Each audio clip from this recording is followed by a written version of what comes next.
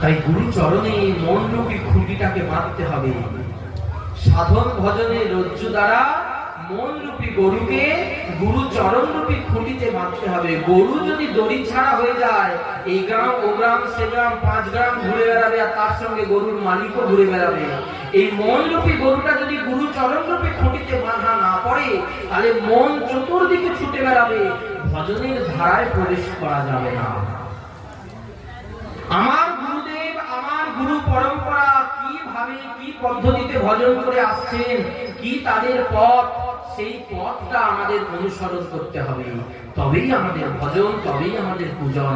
এতদ ব্যতীত আমাদের আর কোনো রাস্তা নাই ভাই, আর কোনো রাস্তা নাই। গুরু কৃপাহি কেবলম শিষ্যস্য পরম মঙ্গলম।